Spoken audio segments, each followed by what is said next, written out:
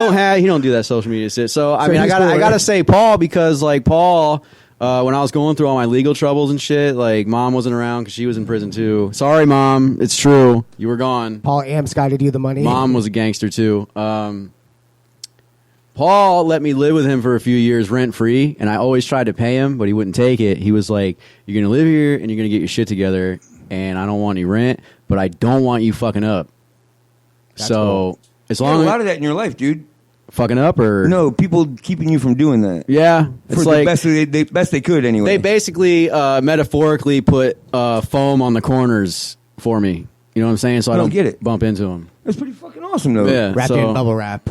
Yeah. If more people had family that gave a shit like that, we'd be a better place. Yeah. You know what I mean? Seriously, that's the biggest problem right now. Is like people that should matter and conform you are lazy. And just don't want to take the They time have to their fucking do own it. business. I have a hard time with my family trying to keep up with me. It's a pain in the ass on my side. Basically, they'll yell at you, don't do that again, and then that's the end of it. Like, there's no real structure there. Now, you know what I mean? did you have a father growing up? No, I had a stepdad. My real dad is a career criminal. He's been locked up like 134 times. He set a record. Like he's a Sarasota legend. Sarasota legend. 134 times. I thought my uncle was a badass. This man has been locked That's up. He's in bad. prison right now as we speak. I think so was my uncle, but 134 times. Yeah. He didn't do good enough crimes. No, it's just that a lot of them were voluntary. He wouldn't have a place to stay, so he'd be like, "Fuck it, I'm going to go to jail." See, that makes sense. Three hots in a cot, right? Yep. I like that. This kind of guy. His nickname is Snake. That's what we're talking about here. I got a picture of him because he's like. So my grandfather's 100% Cherokee, which makes my dad half. Then I'm third, and my dad was a cross combination of like Joe Dirt and fucking Kick and Wing. You know what I'm saying? He's a hybrid. So my dad would always show up with like a bandana on with a feather sticking out of it and like native shit and then redneck shit. And I got a picture of him with a gator draped on his shoulders with no mouth guard. And the gator's, he's like posing and the gator's mouth is wide fucking open for the camera. And he's rocking all this like half and half shit. Dude, that'd be badass. Like a Rebel Flag t-shirt with a fucking headdress. Pretty much. That'd be sweet. That's pretty much it. Dude, no wonder you're so fucking cool. You have roots. Yeah. You could have been in the movie Roots. No, I'm just kidding. Oh, Chief runs from that. cops. You're just a rapper. The role I would have played wouldn't have been really accepted. So you'd have been a maid? They would have been exploiting the white side of my genes. How do you get a white side to your jeans? Hypercolor. Acid wash. You're not old enough for that. I know what the fuck it is, though. I got the History Channel. They're Did my joint research ass. and shit. I mean, did you spend a lot of time with your like cousins and shit like that? Like I had cousins that were like brothers to me. Me and my cousin, my two cousins, James and Robert, live here in Tampa, and me and James were always beefing growing up. Me and Robert were really close, but lately I'm just beefing with everybody. Were they brothers? They're brothers, yeah. And they were always beating the shit out of each other, or I was beating the shit out of one of them. Like, is the whole family got the same roots, basically? They're scattered. So, like, Uncle Scott lives in Colorado. Steve lives in Connecticut. Paul lives down here. But, like, I mean, we can... You made it clear where your insides come from, you know what I mean? Yeah. Like, are they all basically designed... Like, if you guys had a family reunion, would it be, like, the Hatfields? Yeah. I mean, except for Steve, like, my two uncles really don't have that much in common with Steve, because, like, Paul and Scott, they're, like, laborers. They're, like, industrial men. Right. Good with their hands and shit, and, like, really fucking good at what they do. Paul's a master welder. Scott is, like, a cabinet guy now, but he was doing... And Steve? Steve is a bus driver. And he used to work for Subway. So he's a sit-down kind of guy. The other two are, like... You know what I mean? Like, the other two are, like, fucking grunts, and Steve's like, oh, I'm not doing none of that shit. Y'all are crazy. I mean, I asked that because, like, I come from a pretty tight-knit family. They're fucked up, but they're tight-knit. Like, yeah, my family's fucked. We're there for each other to the end. But, like, I've had a few family members that have, like, been more successful and forgot where they came from. Yeah. Oh, and yeah. then they start judging you for the fucking, you know... Holier than thou you're the kind of one attitude. that got me started doing this shit. Yeah, Fuck you. you introduced me to this shit. Are there some of those in there? I got friends like that, but no, like, the whole family is pretty much like... I mean, Paul will harp on you, you know, like when I was living with him, he would tell me all his war stories and then harp on me for doing the same thing. It's like, dude, I'm fucking young. and I'm working, so leave me alone. What I really want to know is all the different ways that your one uncle used to get back in jail. It was your uncle, right? No, my dad. Your dad. How many? I want to know. All right, so for example, here's the most recent one, which was years ago, but he's still in prison for it. So I got out of prison, started doing good, and then I decided maybe I should get in touch with my dad because it's been a while. Because you can't write prison to prison. I wanted to write him when I was in prison, but you cannot. Prisoners can't write each other from other prisons. It's a rule. Don't want codes. Might be plotting against the fucking system. So when I got out, I contacted him. We were writing for a while. I was like, yeah, I'm actually about to get out. And I was like, cool, we should hang out and go fishing and catch up. So he got out, and we were talking, and then he fucking went right back in. He fucked it. So what he did was he broke into a church, and he didn't have any gloves, so he used socks. The police caught him like that, and they were like, "We just socks out his ass." They were like, "Yeah." He was like literally. They caught him in the church, like, dude, they made me do it. And they're like, "What's with the socks?" And he's like, "Oh, there's a funny thing about fingerprints; they come back to haunt you." And I'm like, "Pretty sure the socks are gonna haunt you too, bud." Dude, as unfunny as that's supposed to be, it's fucking hilarious. He should have turned around and started walking away on his hands. To protect my yeah, hands. for real. So he's in there now, and I was like, you know what, man, it's a lost cause. I'm not going to talk to that dude anymore. So he got 3 years for that? No, he's been in there for a minute, dude. Like, so like 2022 is when he's supposed to get out. Like Larry Smith mentioned in a post earlier, all of this about you explains, like, really makes us understand where your music comes from, because you definitely write and rap about you're fucked up. The real shit. I like to put the real shit out there. I mean, that's the point of fucking rap. You're supposed to express yourself, like the DOC said. Right, but I mean, people try it. Rap, to me, I think rap is a very difficult art to perform. Like, everyone thinks it's simple. You know what I mean? Rap is simple, man. All you gotta do is tell the truth and be yourself. It's poetry, right? Like that fucking Watsky kid. Do you know who Watsky is? But flowing is.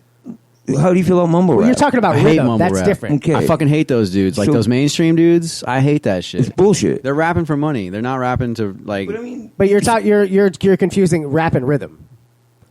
Yeah, that's true. Because, like, flowing and rapping. Because, like, that dude Blueface, he cannot ride a beat for shit, and he's blowing up right now. You don't even have to know how to rap anymore.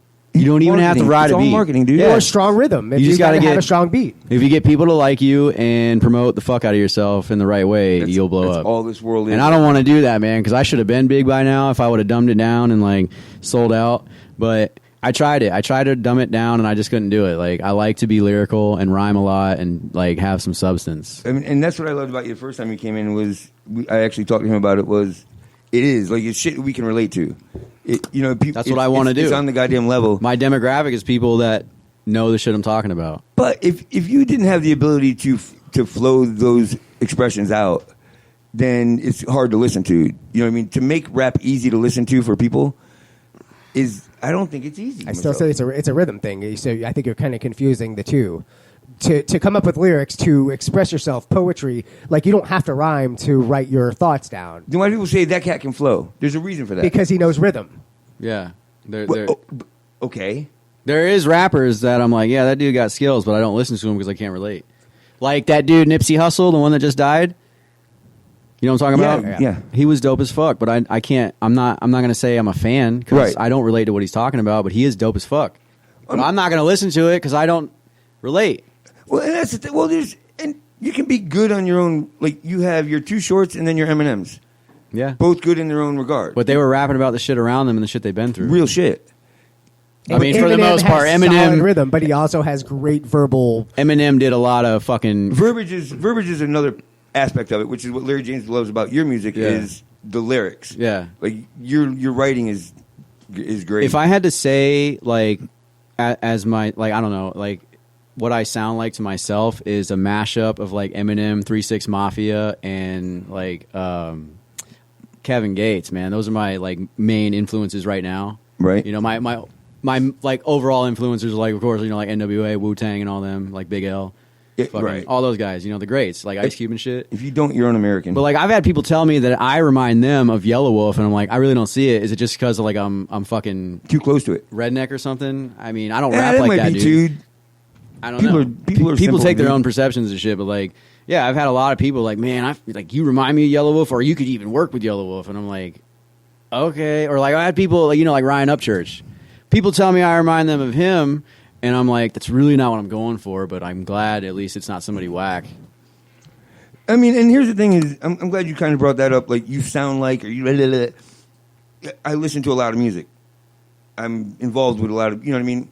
And from this side of it, like, you make those relationships, unfortunately. Like, I listen, you are your own person, you have your own style. These bands, they have their own sound. Yeah. But when we listen to it from here, I think it's nature. We naturally want to relate it to something that we're familiar with. Yeah, I could see that. You know what I mean? Yeah. And I know for a fact, because I have personal, they don't hate when people do that, but they don't really care for when people. Well, do you that. can tell when people are trying, and you can tell when people just don't mean to do it. Right. You can tell it because I know a guy who totally steals Yellow Wolf style, or he did. He's a style biter. That's what he does. He's known for style biting, and I've caught him. And I'm like, man, I know what you're doing, and I don't respect it. Like, do your own thing. That's one thing. To hear the influences of is another. Like, you can hear the influence in. Like, when you hear somebody rapping just like somebody else, it's like, dude, I know exactly what the fuck It's like you're a doing. comic telling someone else's exact joke. Yeah, exactly. It's the same shit. It's like if goddamn, I don't know, Seinfeld told a George Carlin joke, Right, whatever. and, like, took Or credit George for it. Lopez told that everybody else's joke. You gotta, yeah. There's a difference. You gotta at least, if you're gonna do something, give credit to it. You know, I've taken a few Eminem bars, and like, because what I like to do is I like to pay homage to my influences. So I'll take like the start of one of their bars, and then put my own twist on it. But I'll at least like admit it. Well, But improvising is different. Like you're building off of something and then improvising. That's But like that's music grabbing anyway. a G chord and then I'm going to play Yeah. something in G. But 90 million people have played a G chord. Yeah. I mean, that's music Yeah. in general. Yeah. I mean, that's the thing is, it's not intentional. Like the good ones, it's not intentional, but it's embedded in you. It's what you've been listening to. Yeah. So when you do go to be creative, it's going to come out somewhere. Yeah. You know what I mean? It's At called some style. point. That's your style. But there's nothing wrong with that, right? I feel like at some point when you really get into your craft, you then come into your own. But when you're starting up, it's like a build up, and then like here's some of this, here's some Eminem, here's some Kevin Gates, here's some Tupac, and then eventually at one point it's like that's all Ekko Sykes, Right. And I'm still kind of on the cusp, or like riding the roller coaster to that. I can see that. And that's phenomenal that you see. People tell me too, like you're like a modern day Kid Rock, and I'm like, I don't know where. I mean, I guess That's I see back that. to the. That's back to the. I didn't mean to be. That's just back to them going.